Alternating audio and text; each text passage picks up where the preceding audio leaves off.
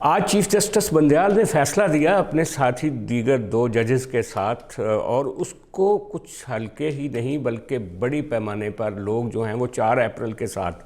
جوڑ رہے ہیں جب ذوالفقار علی بھٹو کو پھانسی دی گئی تھی، اور آج کہا جا رہا ہے کہ آئین کو مسلوب کر دیا گیا۔ آئین کو مسلوب کیسے کیا گیا اس کو ہم دیکھتے ہیں، کیونکہ 90 دن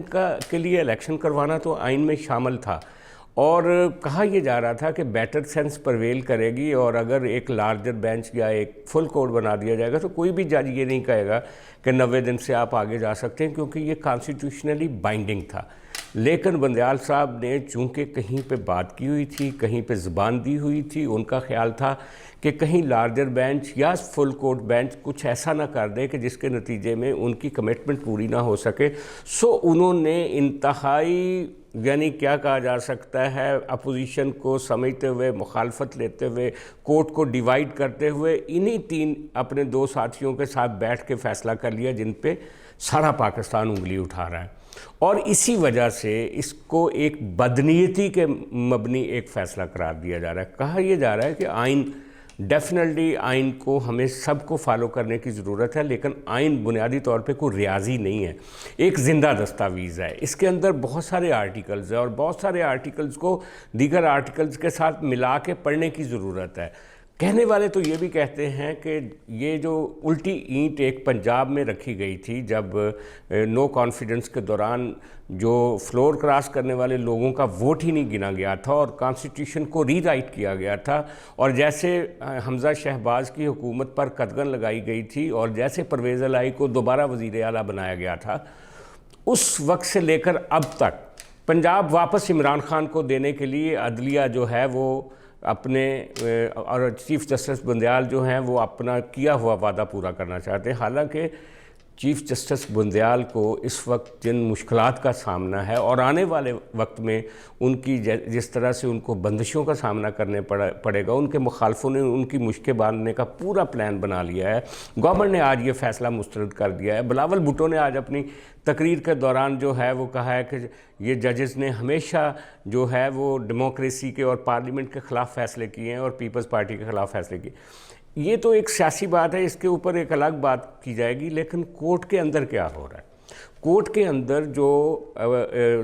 سپریم کورٹ کے چیف جسٹس بندیال صاحب کے جو ساتھی ججز ہیں، بردر ججز ہیں، ان کے درمیان اس حد تک تلخی بڑھ گئی ہے کہ ایک طرف 7 ججز ہیں، ایک طرف 8 ججز ہیں۔ 8 ججز جو ہیں وہ قاضی فائز عیسیٰ کے ساتھ کھڑے ہیں، جن میں نمایاں نام جو ہیں وہ جسٹس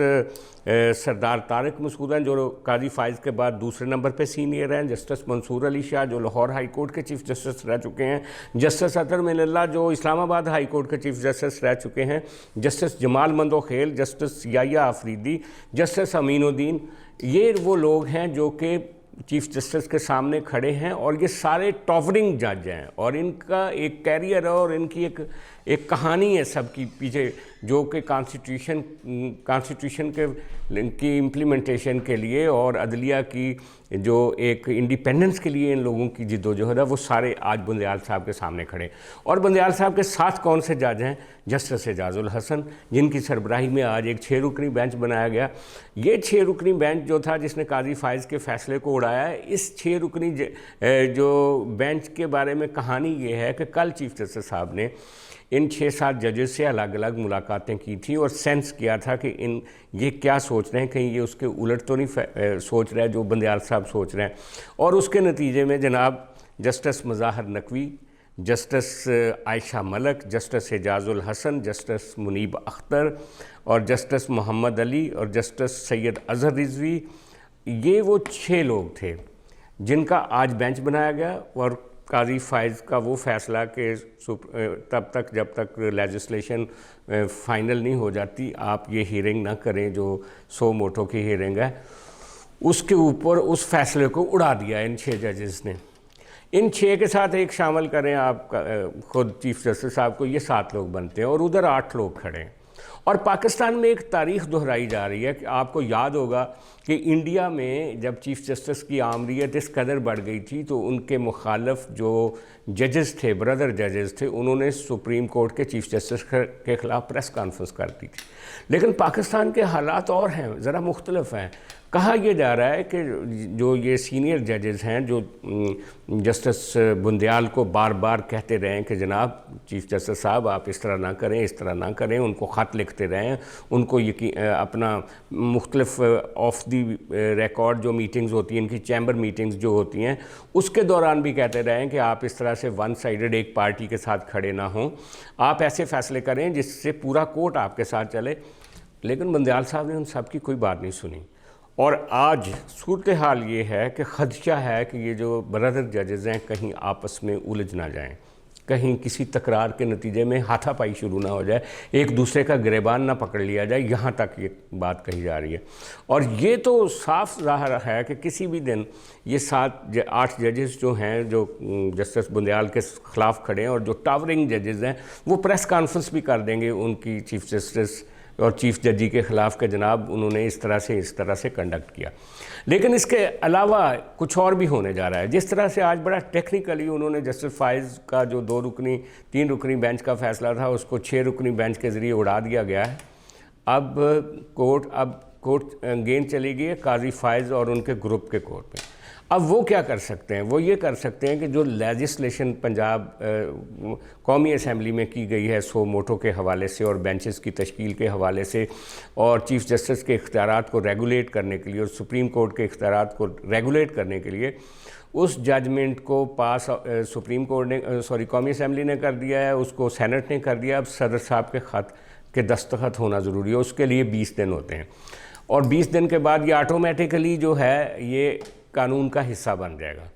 تو 20 دن تک گورنمنٹ جو ہے وہ انتظار کرے گی